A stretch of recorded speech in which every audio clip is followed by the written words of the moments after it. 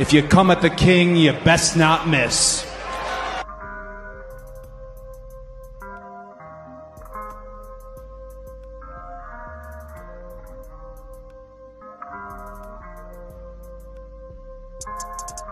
Ladies and gentlemen, the winner of this contest, and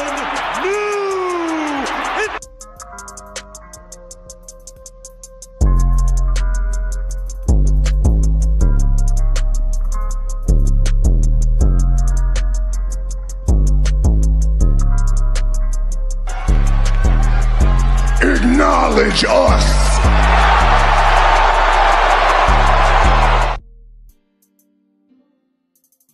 Hey, guys, we're here at the Red Carpet Ring. We are back here.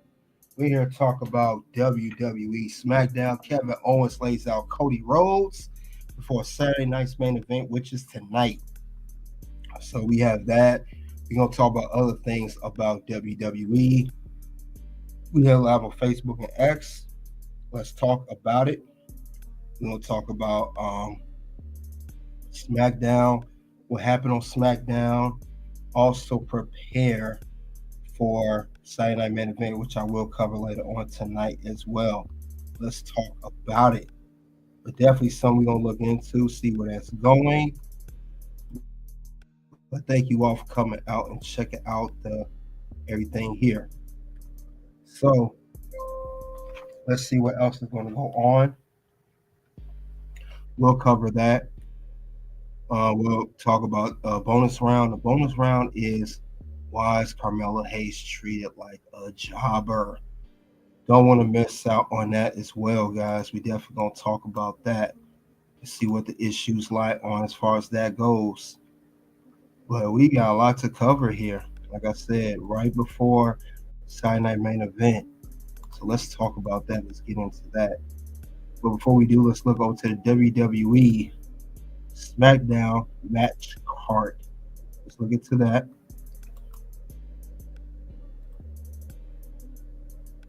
Let's go ahead for a couple minutes.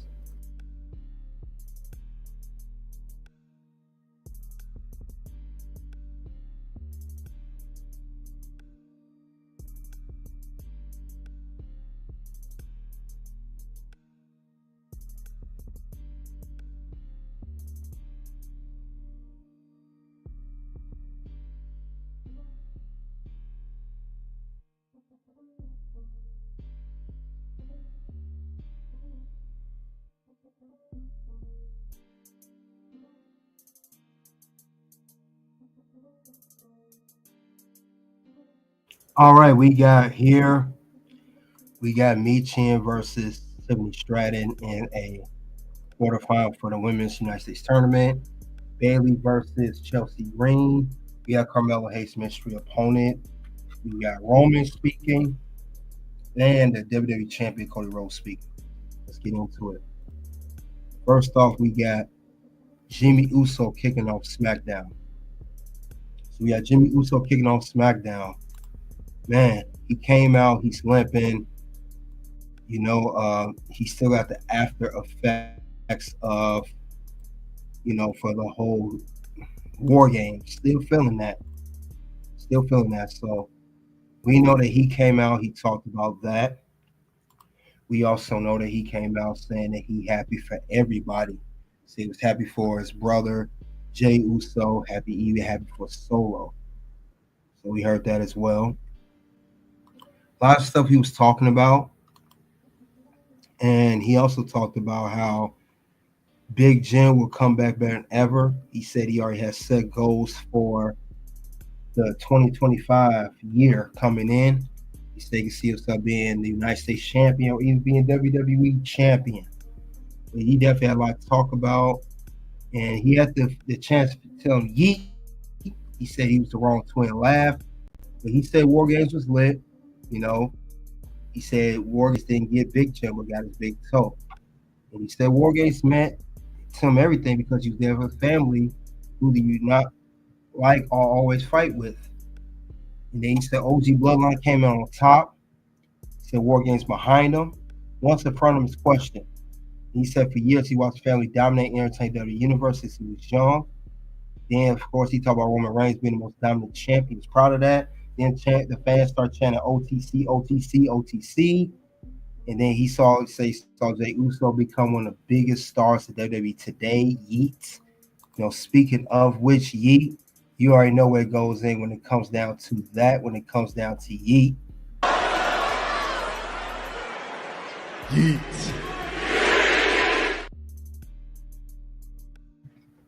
So he was giving props to everybody. Like I said, even Solo. But he said, it's just him. There's no Roman, no Jey Uso, no CM Punk or Wise Man. It's just he showed what one big Tony here is coming for him. Then right before he's done, we see Drew McIntyre come out of nowhere and he hit him with Claymore. And then Drew just attacked Jimmy. Then Nick Aldis and the rest of the WWE officials came out. And then Nick got Drew out there. He was yelling out. Then he walked away. And then he just looked at Jimmy Uso. He left. So that kicked off SmackDown. Drew McIntyre, he did come in and he gave that work to Jey Uso. He did give him that work. Same time gave Claymore. He gave one to Jey Uso last week. Allegedly Jey Uso. We'll say that. Sami Zayn, he definitely attacked last week. And now it's coming to Jimmy Uso. So he definitely gave him that work. So whether you like it or not, you about to get that work, son. He definitely gave him that work, no doubt about it. Drew's taking off. Drew's laughing, everything. He's just being funny with it. Drew's a funny character, though. I will say that. Definitely a funny character. Definitely funny of how he does things. So with that being said, since he was doing that, we will continue on and go on more about what happened on SmackDown. And then I know Drew's doing a salute to Nick Aldis backstage. Nick said, I know you for a long time. What are you doing, Drew? You know better. Why are you acting this way? So Nick Aldis not going to go for that. Definitely not going to go for that. So we'll probably hear Adam Pearce talk more about it on Monday on Raw. So with that being said, let's get into the first match of the night. First match of the night, we got Tiffany Stratton, Tiffy Time versus Michin. This is for the continuation of the Women's United States Tournament to crown the inaugural champion. Now, it looked like Tiffany Stratton had the advantage. Michin started getting some offense. I will admit this match was not all that, despite, wasn't the best match out of both Tiffany and Michin, but they made the best of it. Turn point came when Tiffany Stratton did the moonsault, and Michin kind of moved out the way. Next thing we know, we had Michin. She came in and she got the pinfall to win and to advance into the tournament. So she advanced. So that's how that match ended. That whole story there. But yeah, Michin, congratulations to her moving forward in the tournament. Going to tell what else they're going to do her next. Don't know how they're going to do that. But we're going to definitely see how they're going to move forward with Michin. Because I like Michin. Tiffany Stratton, I figured they weren't going to have her win this match because she has the women's Money in the Bank contract. I don't think it makes sense for her to do that. At least that's how I would see it. But that's just me. And it makes sense to do it like that anyway. But that's how I would have done it. But I'm not surprised that she did not win. Not surprised at all. Definitely not surprised. But like I said, we're going to see what the next move going to be for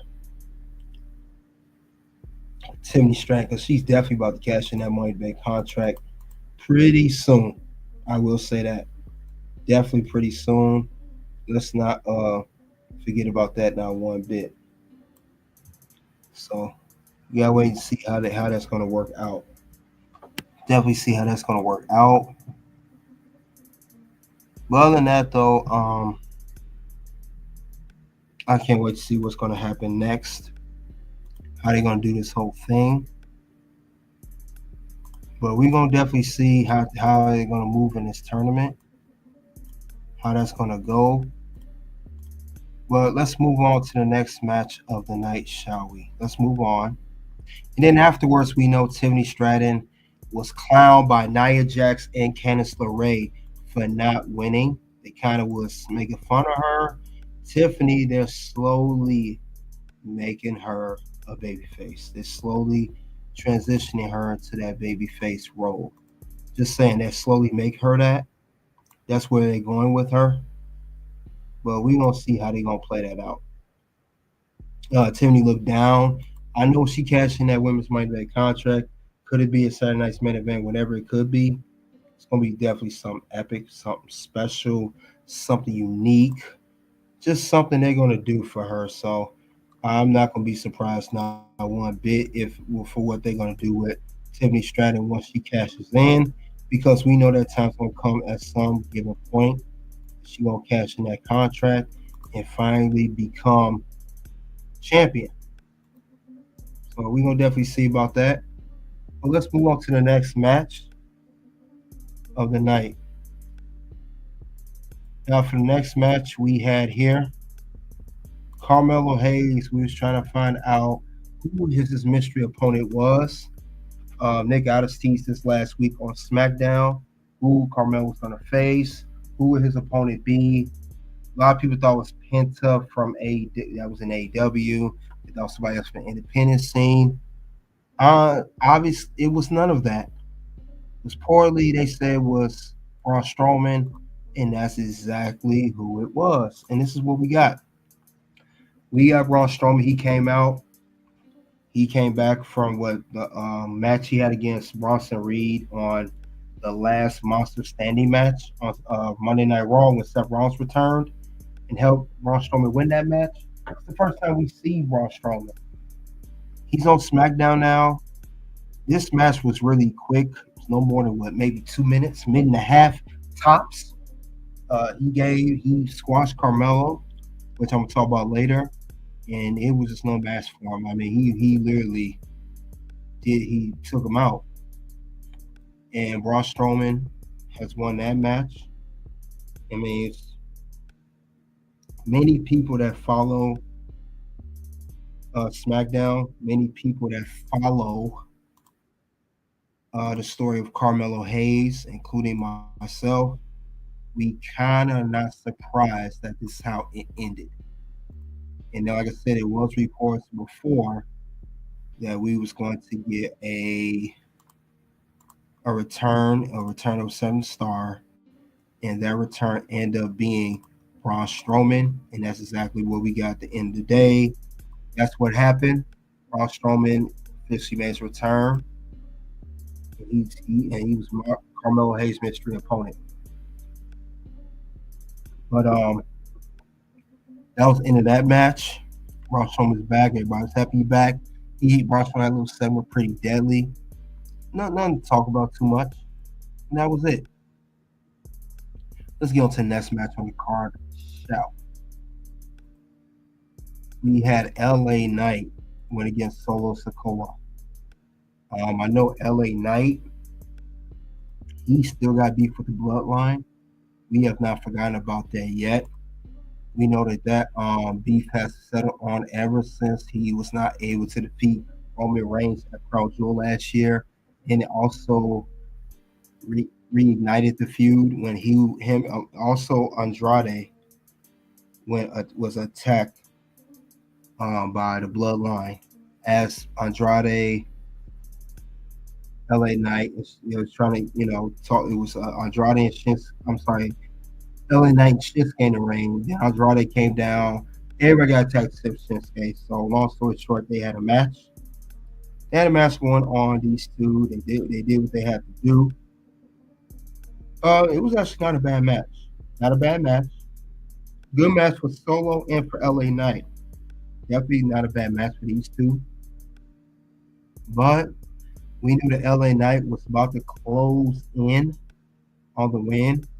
And as he was about to close in during the match, he attacked both Jacob Fatu and during the match, Tama Tonga. They was not going to take that lightly at all. We knew that that's not how that was going to go. And And while that was the case, we did see that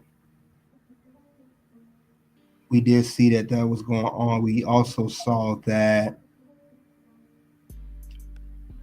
the LA Knight was about to get the win, but however, while he's about to close in on the win, while he was about to get close, we see Jacob Fatu, we see the guys attack Bloodline, and it did not turn out too well for LA Knight. The match ended in a disqualification. Since the match did end in a disqualification, LA Knight won due to disqualification, and he was just attacked. He was attacked. Giving him that word for real. They continue to attack the man, continue to shut it down.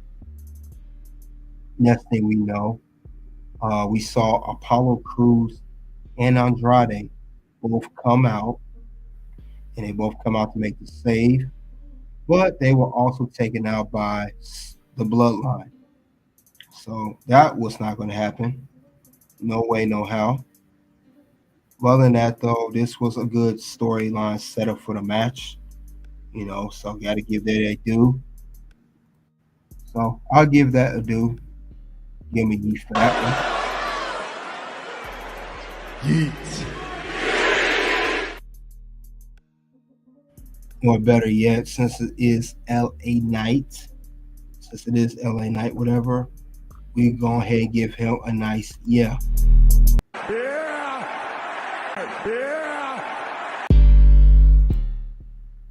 So that was the end of that match.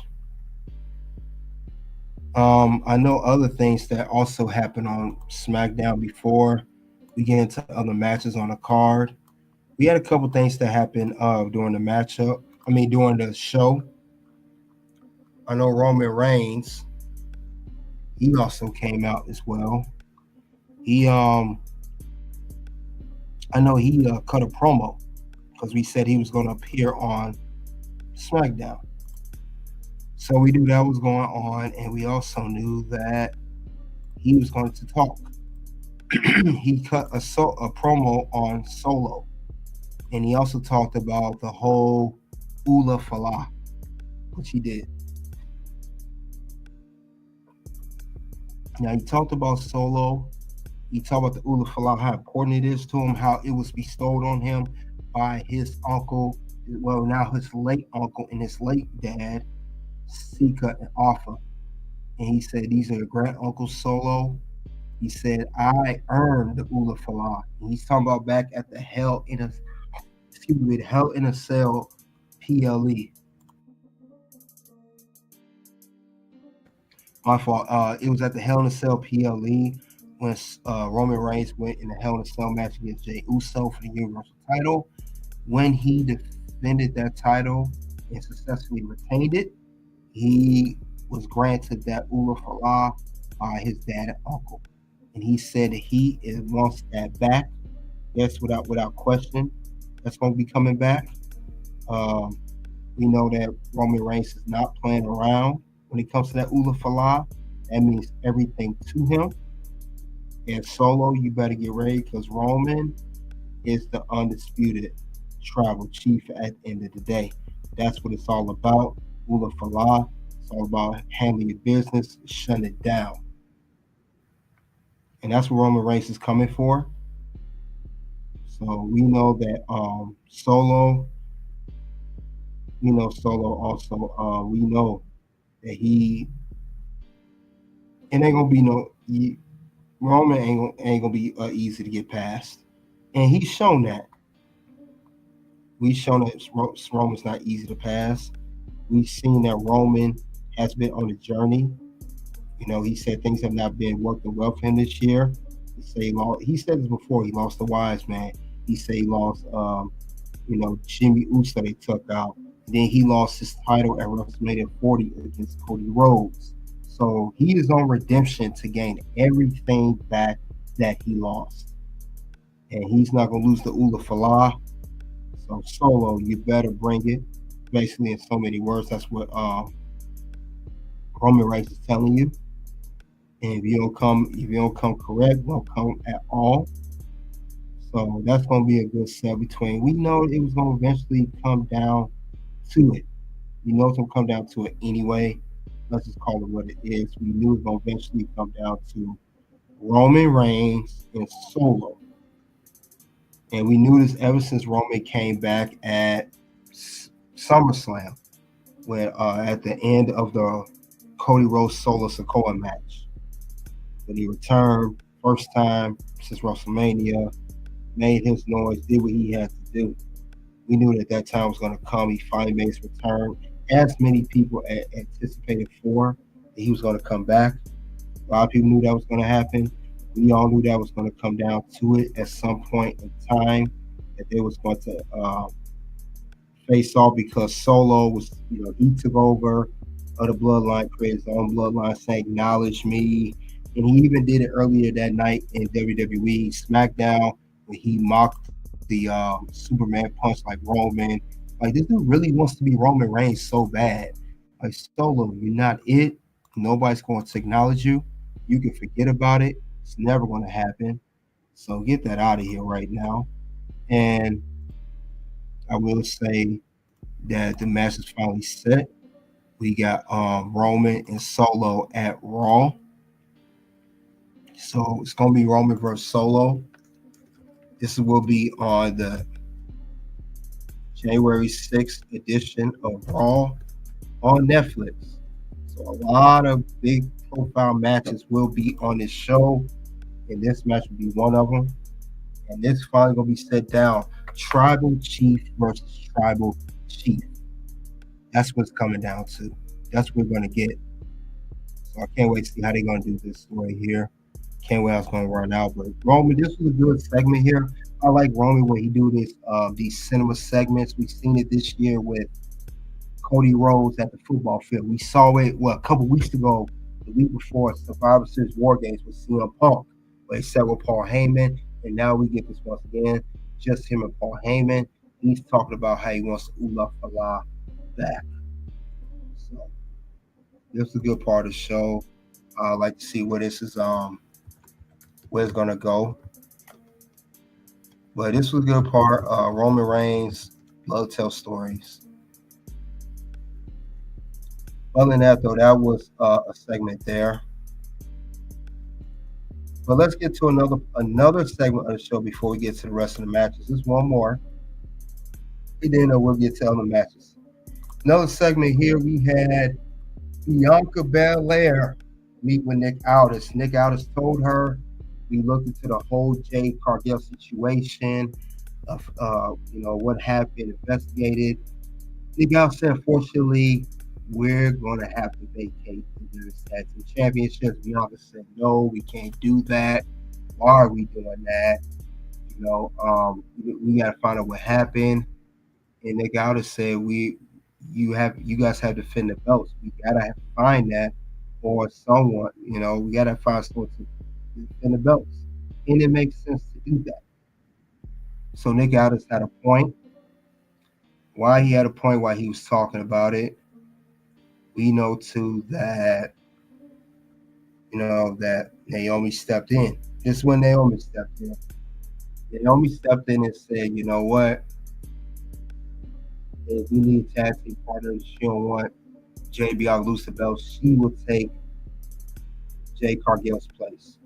And the guy was thought about it, said, okay, we'll work around it, okay.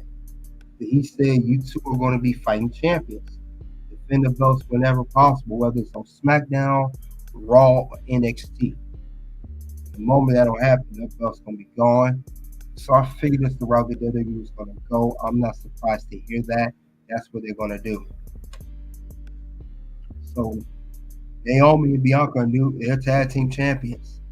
No longer it's Bianca and Jade, who just named number one tag team of the year. Now it's Bianca and Naomi. So let's get to the next part of the show. Let's do that. We had another match, and this was another part of the tournament for the Women's United States Championship. We had Chelsea Green versus Bayley. So we have that going on. This was actually a solid match. It was an okay match. It was an okay match. Bayley, I know as soon as the match started, she went with Bayley to Bayley suplex. She got a 2 count. There was a lot of near falls. I know it seemed like Bayley was trying to hurry up and get Chelsea over with, but to no avail. But it seemed like things were a little off during this match, like communication issue. I don't know. But I do know that at one point in the count out, we thought, Chelsea Gray thought she was going to win via count out, and then he got back in. But we know as soon as that happened, Chelsea Green, she came in, she hit the unprettier on Bayley, and that was it. 1, 2, 3. That was over. And Chelsea Green won the match. You guys remember? Green, unpretty her! Cover! Oh my God, Chelsea does it! She's gonna... And I'm happy for Chelsea winning this match in advance in the tournament. And I got to give her a super chance for winning because now she's going to go to the finals. And this will be at Saturday night's main event. So. Yeet, delete, yes, we believe in Joe Hendry. Suck it. Woo! What? Yeah.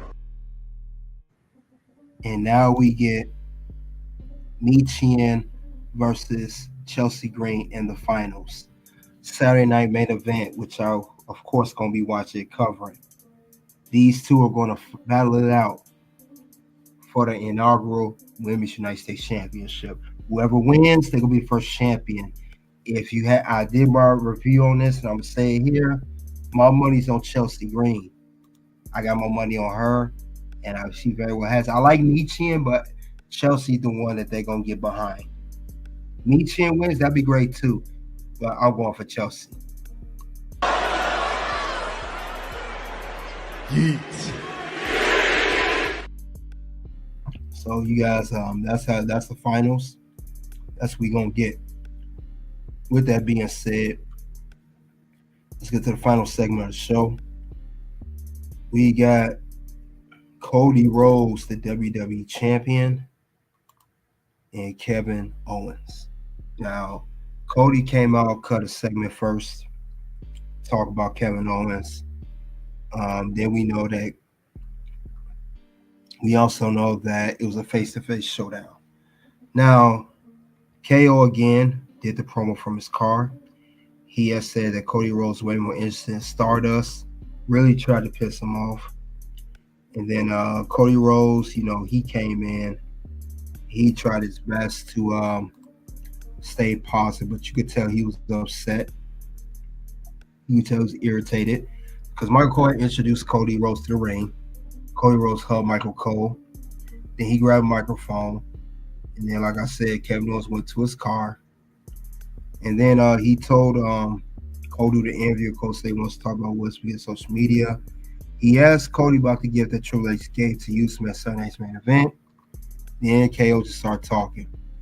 He said he asked Cody how he be okay using all his friends to help him finish a stupid, pathetic story.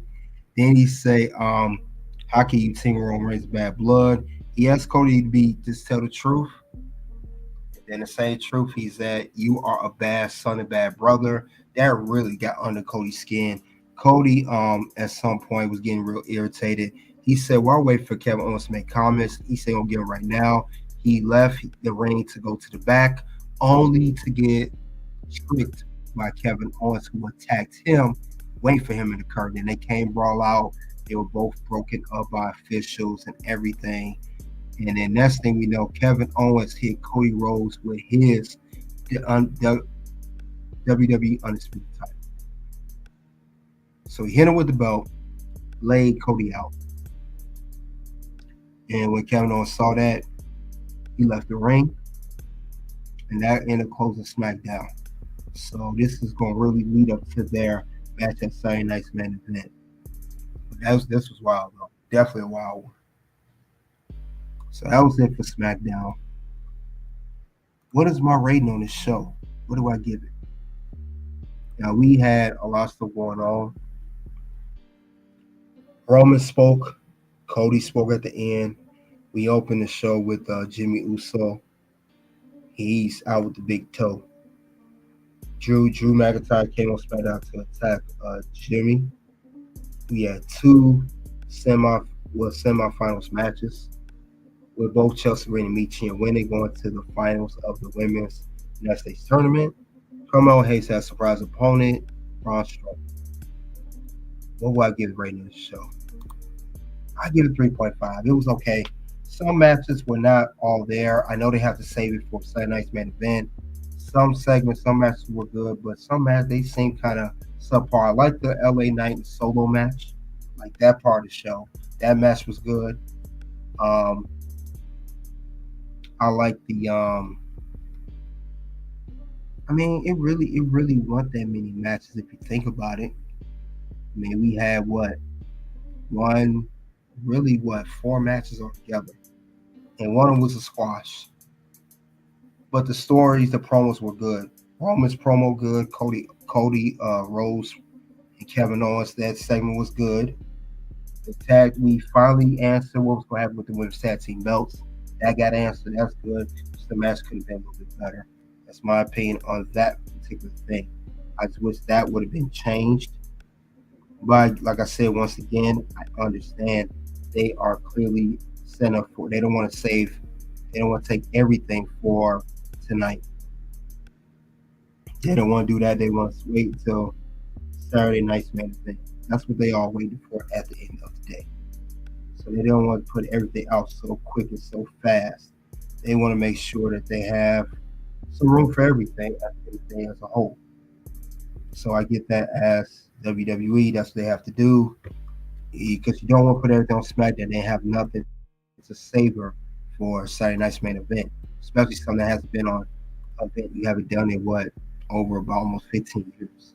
So I think about that too. So I'm not forgetting about that at all. Other than that, though, guys, you guys let me know what your rating of the show is, and also check out here at Red Carpet Rain. I did a poll earlier today. This is what people are saying. They are saying, let's see what people are saying. 74% gave SmackDown an A. 13% gave it a B. 7% gave it a C. And 6% gave it a D or F. Gave it a D or F. So that's what they think of the show. That's what they take into it. That's what they expect. That's what they thought of the show tonight. So that's what people are thinking about it. You guys let me know what you think about the show. Did you expect anything or not expect anything? And also too, guys, you not only you can vote of what you grade of the show, of course, on SmackDown. You can also, if you want to, you have people on here. They also chime in as well as voting. They also can leave a comment. And this one person left a comment about the show. He said it could have been better. He said get rid of Solo and his so-called bloodline, and TV ratings will go up tremendously. People don't like that POS. You guys know what that means. And he said we want the real tribal chief back. And this was Johnny Dewdrop 59 said this earlier today. So salute to you, Johnny Dewdrop. Thank you for putting your opinion on there of what you thought of the show. Like I said, either you like it or don't like it. I would like to hear what you guys have to say. Now, let's get to another part of the show. What went wrong with SmackDown? Like the rating, bad, good, or bad. I'm going to always talk about that. We're going to see what could have been better with the show as a whole. What went wrong with the show. So let's go over a couple of things, shall we? Let's do just that. Well, one thing I will say, some things definitely could have been improved, especially for the better. But let's talk about it. One thing I saw wrong, Michin versus Tiffany Stratton was a very average match for two wrestlers that are good in the ring. Michin is good, Tiffany good. I thought this match could have been way better. I knew one part of the match, Tiffany Stratton did the moonsault, and Michin barely tried to sell it. Like she almost had Tiffany. She missed, but it seemed like it was a bad spot in the match. I did not like that, and it seemed like it was just something was off in that match. I don't know if they were pressed for time. I don't know what it was. It just seemed like this match could have been performed a lot better than what we saw here on SmackDown. So you guys know what happens when I see stuff like that happen. You already know what happens if things go down in a certain way. You guys know. What's gonna happen? No. Words? No. You just made the list. That's one thing I saw issue on. I know Tiffany didn't need to win advance this tournament. Definitely need to win a title. I understand that as well because she still holds the Money in the Bank contract. She cashed on either championship. Some people think she's going to cash on the Women's United States title. I highly doubt that. I know she teased cashed on the Women's NXT title. Again, I highly doubt that too. So I knew she wasn't going to, win this match. She didn't need to win, but they could have done a little bit job better of the storytelling in the match. At least make it somewhat believable that Tiffany was getting close to just knocking it down and winning the match. But I get it. They have to do to sell a story. He just want the best story in my opinion. That's how I see it. But we'll see what else is going on. Tiffany is definitely going to be destined to cash on the WWE Women's title or the WWE Women's World title. And more likely it's going to cash on Nia's title to keep teasing on SmackDown. Nia keep neglecting Tiffany, especially with Nia Jax's alliance with Candice LeRae. She's picking Candice over her. Tiffany going to feel some type of way. And that's going to lead her to cause it to cash in the Women's Money in the Bank contract on Nia, on her championship, and explain why she cashed it in, the way she was being mistreated by Nia and Candice. And then the crowd's going to make her completely, as they see now, a slow turn into Tiffany Stratton being a babyface character instead of a heel. So we definitely going to see that. So that's one thing I saw wrong. Well, let's go over things that's happened. Another thing I saw issue with, and I think this was said too. Same comment that was said earlier. I agree with him. I'm tired of Solo doing this tribal chief acknowledge me. I'm getting tired of that myself. Solo has been running with the same speech for the past 6-7 months, ever since Roman, lost the title, ever since Roman, took time off, and ever since also when he first took Jimmy Uso out and had his own blood out. So I understand that too. But him saying he the tribal chief, and then my thing Solo, like I said this a while back. How can you be the tribal chief and you lose all your matches? How can you be tribal chief and you got pinned in the War Games match? How is that? So finally, we are going to get this match of Tribal Chief versus Tribal Chief for Ula Falah. And after this, I don't want to hear no more about Solo and being the Tribal Chief. I don't want to hear no more of Solo having Ula Falah over his neck like he does in this photo. I don't hear no more of Solo. I know when Solo, pretty much when he loses his match against Roman at January 6th, the debut of Raw on Netflix, I do know once he loses that Ula Falah and the Tribal Chief title, his boys, which is Tama Tonga and Jacob Fatu, Tonga Low is still hurt, they are going to desert Solo. There'll be no more of that. But still, regardless of all that, I'm still tired of Solo doing that. And you know what happens when I see when people get tired when people are doing stuff with Solo's doing. What's gonna happen? No. Words? No. You just made the list. Yeah, I'm tired of that, Solo. You really annoying us with that. It's went on far too long. And we don't hear no more of that. That's too much. That's way too much going on. So Solo needs to go and chill out with that. That's just way too far he's doing.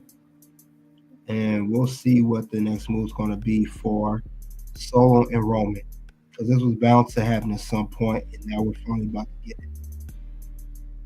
So this is definitely something that was crazy. Next thing, what went wrong with Raw? And despite a good match, I'm tired of this whole LA Knight with his promos. Now I know he was cooking the bloodline. I think it's maybe just me. I'm tired of LA Knight. I didn't even like his. I think his whole stick is boring now. It's getting annoying, and I don't know. Maybe LA Knight needs a character change. Maybe be a heel or something. Maybe he needs to slow down his promos. Whatever it does, it's just over the tire. It just seemed like he rushed all his promos, and I don't like that at all. I don't.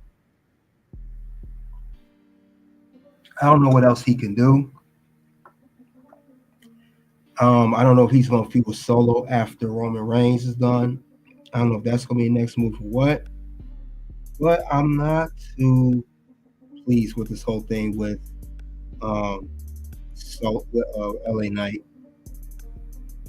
I think we've been hearing him do it for a while. Yes, he's old. Well, he's not as old as he used to be, in my opinion. I think it's just something that's getting old and tired. And something needs to change. He said he don't care about Ula Fala. That's the only thing he said. Well, it was funny. Sometimes LA Knight tries too hard in his promos. Sometimes he does the most. But you know what happens when I see stuff like this happen? You know what's gonna happen?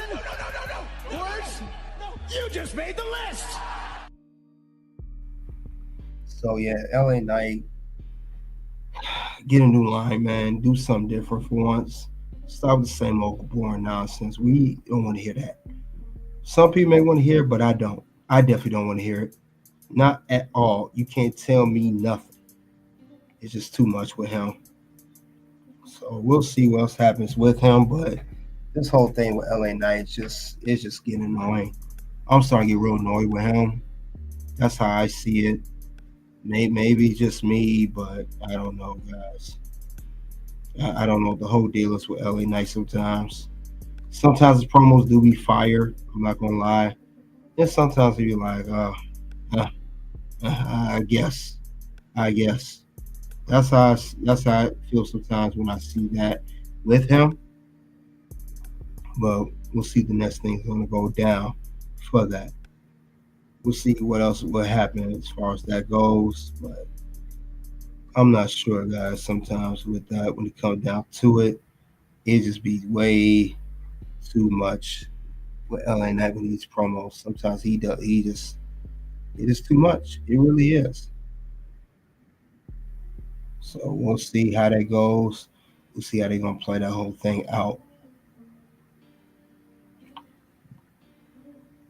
But other than that, though, guys, that's one thing I thought that was kind of annoying. It's kind of irritating. Maybe things be better. I'm not sure. But other than that, though, I think things are going to be good. We don't see what else the story gonna be for LA Knight, because he still wants the United States title back. Maybe have a good feud with Shinsuke, so Shinsuke beat him the way he beat him. Maybe that'll be the case there. But other than that, though, we definitely want to see what else is going on. But definitely see what the next move is going to be for LA Knight. See if anything changes or gets better, but something just get too annoying with him. It just does. It just does, guys. I don't know. I just can't with it. I can't. But I would say this. Still entertains, just sometimes the promos just be way too much. It'd be way too much. That's how I see it. It'll be a little too annoying. Now that's all I have for what went wrong with SmackDown. What went wrong? And what I'm gonna do is shortly I'm gonna get into the whole current news. We'll see what's going on with that. Get to that in a second. We'll see how that's gonna go. There's a couple things I want to talk about. We'll see how that goes. And I'll get into some things to talk about in a second. And we'll see how it's going to go and what else is going on and what else the next move going to be. I just want to bring up one thing. See how that go. All right, let's get into it. Like I said, we get into current news right now, and it's a simple thing. Simple thing we'll get into,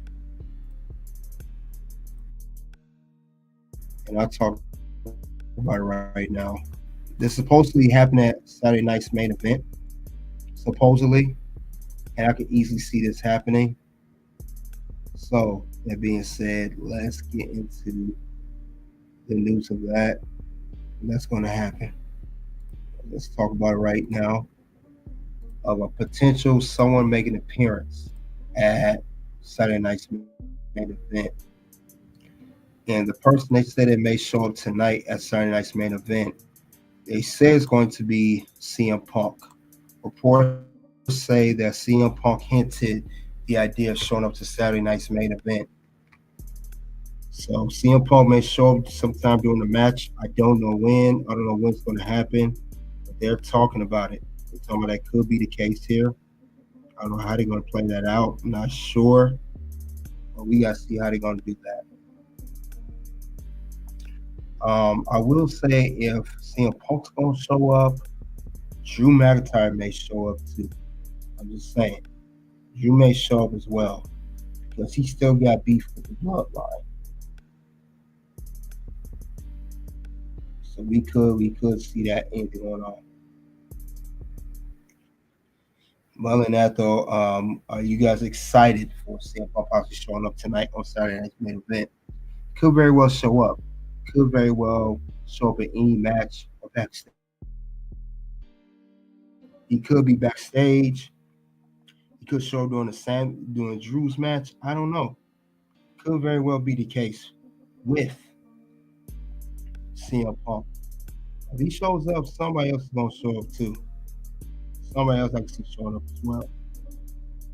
But other than that, we're going to see how they're going to play this whole thing out. With CM Punk showing up at Saturday night's main event. So that's all I have for that news. Not too much current news going on. With that being said, we won't get to the bonus round very soon.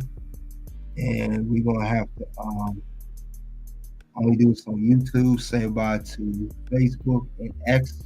You want to come check out more, come to YouTube. On the Red Carpet Ring on YouTube, I'll talk more about Carmelo Hayes being why he's still out there jogging now.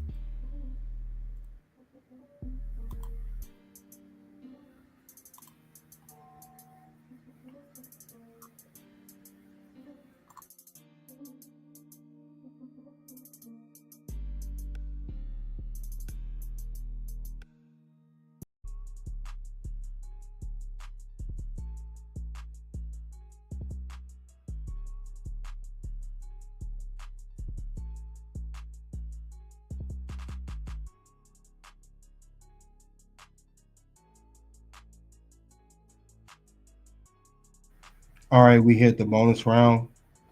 We here. We're going to talk about Carmelo Hayes now. We're going to speak about this for a while. We are going to talk about Carmelo Hayes and why is he treated like a jobber? Why are they doing this man like that? Why is Carmelo Hayes not getting the proper treatment like he should? Like we know he should. He is him. We know Carmelo Hayes has been on SmackDown for a while. We know he got drafted from NXT to the main roster. We know he was a first-round draft pick, if you guys remember. He was a former NXT champion, two-time NXT North American champion, 2021 breakout tournament winner. So with that being said, Melo, a great talent. I wish more was being done with him. I really wish they treated him better as an individual, but they're not. They're not doing it at all. He worked. He grinded his way. He started wrestling in 2014 on the independent scene, all the way to 21 when he got recognized and came up to NXT. Made his debut as babyface. He accepted Kushida's open challenge for the NXT Cruiserweight Championship.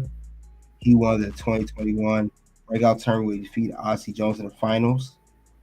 Earned a contract for a championship of choosing. And that's how he won the NXT Championship where he defeated Isaiah Swerve Scott, aka Swerve Strickland. Had a match against Adam Cole. And Adam Cole said, "What do you have?" He pulled the John Cena ruthless aggression. And with that ruthless aggression, yes, he did earn championships in NXT brand. He's definitely done that. He's been, like I said, two-time North American champion. Definitely, no doubt. He's earned that. And he's also earned respect from his peers. Shawn Michaels is very high on Carmelo Hayes. He likes Carmelo Hayes in the ring. He said Carmelo Hayes somewhere remind him of himself character-wise. I believe he said that, or to some sort. I'm paraphrasing here. I will say that Carmelo Hayes definitely has charisma. Sadly, it's not utilized the same way like it should be on the main roster, which is SmackDown. So, like I said, he had 2 runs with the NXT North American champion, and he was also the last man to. He also, another thing he did do as well, if we forget about it, he did help. Put some. He helped put more. Kept that up. He had a good runs with that championship. He had good runs with that championship. We can't forget about that. And he also done that as well. So he's done that. He's made a name. He's also worked his way up.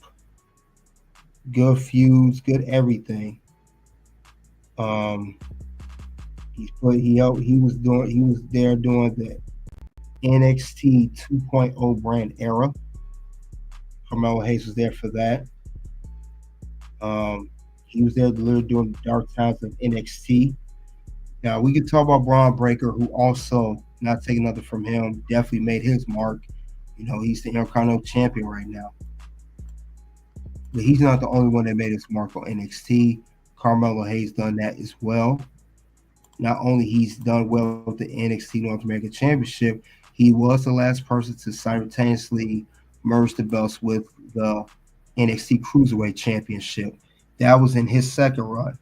So he's done a lot with this belt. He definitely helped to continue the prestige of the North American Championship. And when he did that, he got into some feuds in between. He did his thing there. Carmelo Hayes, he also shined in there as well. But Carmelo Hayes, he's kept getting better and better and better. He continued to do what he had to do. And he's always done just that exactly. And when he did do that, it showed that he was willing to put in the work. It showed that he was willing to fight like a champion. And he went up, like I said, I mentioned his name not too long ago. He went up against a big dog, literally, no pun intended. He went in the big dog in the name of Braun Breaker.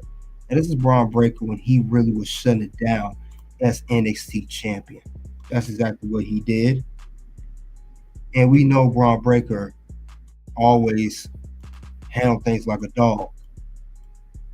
And Carmelo Hayes, he will finally get his moment. And when he did get his moment in NXT to fight, he fought for the NXT championship. There was an NXT Stand and Deliver 2023. So when he did do that, he fought against Braun Breaker. Like I said, a great match, great feud, great everything. And he was finally able to capture that moment and become the NXT champion when he defeated Braun Breaker. Made Braun Breaker get his man his props. Now, it's crazy. Carmelo Hayes was a heel into this feud, and Braun Breaker was the babyface.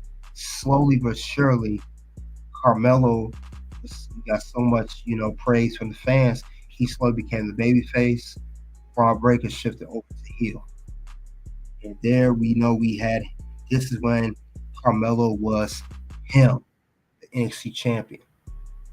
So when he did do that, he held on to the belt for a while. We know that he had some good defenses. He held on to the belt, I want to say, all the way into NXT No Mercy, where he lost against Ilya Dragunov.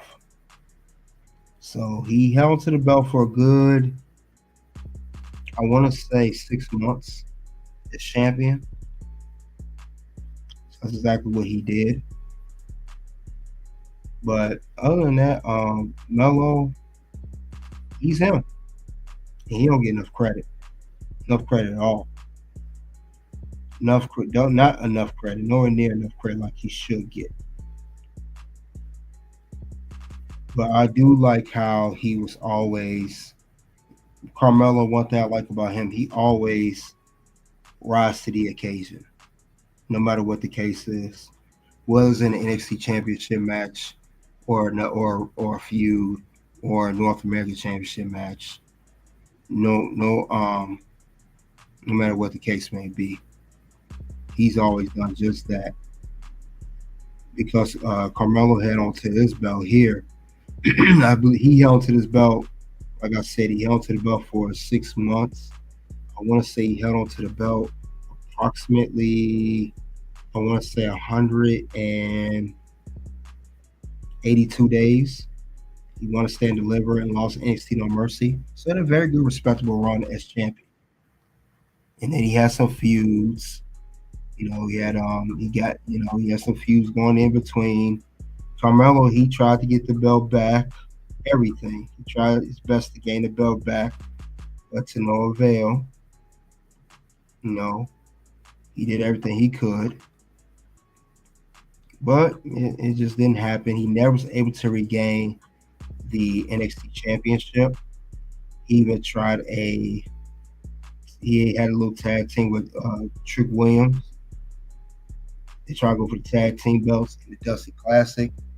They didn't win that. But slowly but surely in that process, we also learned that not only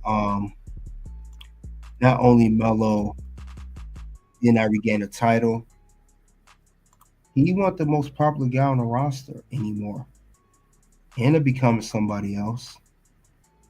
And we know that somebody else became, this is when we start seeing the rise of his hype man at the time, Trick Williams, who is the NXT champion now. But he started rising up and just doing this whole thing. We know these two was partnered up. They was always together. And it led up to Carmelo turning on Trick. They had a good match. And he helped elevate that feud. And Trick Williams, while he was coming on his rise, has then delivered, which Trick Williams won. And later on become NXT champion. And we know shortly after that as well, we do know that Carmelo went to SmackDown. And like I said, despite all the success of him holding the NXT North American champion, holding the NXT championship, despite all of that, his popularity, he has not done nothing since he's been on SmackDown. He's literally been buried. He's lost all his matches. Now, I understand he lost against Cody Rhodes, the WWE champion. I understand he had to do that for the first round draft pick. It was just so much they built on him. He lost against Orton. He lost against the Andrade feud was never settled. He never won a whole feud. I just wish more was done for Carmelo Hayes. I wish this man was not just buried in a quick match like this, for example, losing a match in under about a minute and a half matches. We went from this guy holding all this, getting pushed, being popular, and now he's buried by losing quick matches. I know it's Braun Strowman, but Carmelo, you gotta have him win something. I mean, come on. This makes it look bad. It makes it look terrible. So Carmelo, he works hard. He's a great performer. I don't know why people hate on Melo. Melo is very good in the ring. I watched him from NXT. It's just people don't like Melo because he loses all his matches, and this is why they're saying he's buried. They think he's not worth anything, but Melo is worth something. He just don't get the credit like he should. Now, hopefully, one thing I will say about Melo, he's a great athlete. Yes, his promos, sometimes he gets a little stuck on the promos. Sometimes he botches promos. I noticed they did a promo with LA Knight. He botched it, said the wrong name on one episode of SmackDown. I understand that, but he still deserves much better than he gets right now. I mean, what can you do? What more does this man need to do? They need to just run it right with him. Do what right by Melo. I hope that's the big payoff with Carmelo at the end of the day, and maybe get a proper feud or the United States Championship or some type of championship, because it seemed like he's the jobber for SmackDown. Not only he lost a match like that quick and not a minute and a half with Braun Strowman. Remember, we never got the conclusion of the Andrade match series. These two had supposed to have a 7-match series. Melo won 3. Andrade won 3. And the last one did not end on a cliffhanger. I mean, come on. I mean, I believe it was a disqualification or whatever it was, a counter, whatever it is. We never had a winner of that feud. And that was probably the best feud, his first real feud on SmackDown, and the best quality matches that was brought out of him and Andrade. So we're not getting that. And I don't understand that. Melo, I don't see any direction. It's like they're not behind him like they should be. This man is him. Like I said, this man he's very safe in the ring, very well spoken in interviews. Why are they not pushing this man more? But I know they're gonna talk more about this too. He did an interview with Denise Salcedo, and this is right after he got drafted to SmackDown earlier this year. So salute to Denise Salcedo and salute to Melo. Most criticism I've ever faced in my whole career, but that's okay because, at this time, that's what you get when you get that first round draft pick label. And, if you want to be him, it's, you open up yourself to that type of criticism. But really, it's just kind of like that up in my game to that next level, because there's so many guys up there that I've got to work with, Cody and Randy and things like that have taught me that there are so many different levels to this game, and there's levels that I would have never knew if I wasn't in the ring with those guys. So it's been an amazing process, and I'm just getting started really, and I'm looking forward to see what's next. So you mentioned having to deal with criticism, and that's definitely something that can be difficult, Carmelo, because you got all eyes on you, people being like, oh, is it him? He's a first draft round pick. All of these questions in mind for you, because social media can be loud. How are you handling that in terms of all right, I'm not going to look at what social media is doing, podcast, absolutely everything. Yeah, sometimes it's hard to not see, and we all face that where we all kind of especially when you open the app and it's the first thing you see is criticism, which is okay, you know what I mean? The fans are allowed to have, their criticism and things like that, especially in sports and entertainment. You open yourself up to that, and it's okay. But at the end of the day, it's you have to know who you are and what you stand for and what you do and what took you to get to this level. There's so many things that, people would never understand that happens behind the scenes and the hard work that we put in to get to this level. And also, too, how difficult it is to do what we do. I think it's easy to sit in armchair quarterback. We all do it to every sport, TV. We say, I would have did this different. I would have did that different. It should have been this. It should have been that. But, until you're in that person's shoes, you'll never truly understand. But, I'm open to all the criticism and the critique. I don't really hear it because I force myself to get better anyway. And these are all things that, people will say that I've already told myself. You know what I mean? You think I haven't struggled with, doubt on my own self and things like that. But, I just continue to be him and continue to progress and keep learning. Still so new in this main roster thing. People, if you're not champion or you're not beating everybody in the first 2 months, you're failed or you're buried or you're a jobber. That's a new thing, right? Everybody's a jobber and everybody's buried. So we on a journey, y'all. It's a marathon, not a sprint. not doom and gloom exactly, but no, Carmelo, obviously I've seen you work. You are phenomenal, and I want to go ahead and get into, we're talking about the main roster. We're talking about, hey, your feud with Andrade has been so awesome, and I want to get your perspective on how that is going and how you feel the fans are getting to get sort of this new glimpse at you for those that hadn't seen you on NXT. Yeah, I think the in-ring is where I thrive. You know what I mean? It's been something that since I got in NXT, I think Sean had mentioned, he's like, first thing he told me is like, I just want to get you in front of Hunter just so that Hunter can see what you can do. And then, Black and Gold, that's when he put me with like Adam Cole and Kushida and all those guys. And that's really where I thrive. So I think Hunter's taking that same approach where it's like, hey, let's put him in the ring with a guy who can match his style or have that type of style match. And it's been great for me because at the end of the day, I love the wrestling aspect of this business, and I love to tell those stories through the wrestling, and especially getting to do multiple matches. We're learning each other as we go, and we're only making each other better, I think. Has there been anybody on the main roster, either a talent or somebody behind the scenes, that you feel has really helped you just like get comfortable on the main roster scene? Yeah, I mean, there's a ton of guys. That's the cool thing about main roster here is, like, I think everybody is, they're very open to, it's not so competitive as you would think, like, where it's like, oh, this young kid's coming to take. A lot of them are like, no, we want to bring you what we want you to rise to the occasion, so that way we have, competition. Not competition in the sense that you're going to take my spot competition, but competition, you're going to make me better. I can help make you better. But Cody's been always, since day one, Cody's been the man. Randy's been very cool to me. Punk has been very cool to me. Hunter, obviously, everyone who you would expect, even KO and stuff like that. So it's just been a great experience on the main roster. But, I'm learning trial and error too. More than anything, getting in the ring and just having matches has helped me progress even more. All right. So I know big things are going to be happening for you. All right. That's Carmelo Hayes. That's him with Denise Salcido.